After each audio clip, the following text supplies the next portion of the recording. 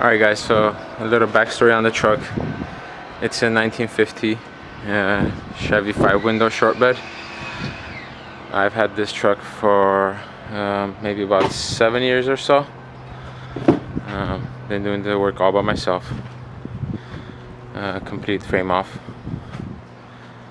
Triangulated forward link in the back. With QA1 coilovers. Relocated gas tank. Complete new floor. All the corners are new because they were all rotted out. Just some work on the doors, on the dash.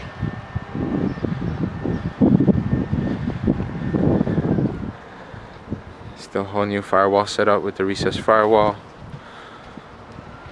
Floor mount, brake booster, IFS kit in the front, power steering. It has 2-inch drop spindles, I think, so it's gonna be sitting pretty low when I'm done. And today I'm gonna install the whole bed. I basically bought a complete bed kit. Besides the 2 fenders, every part for the bed is gonna be brand new. Those are the side panels right there.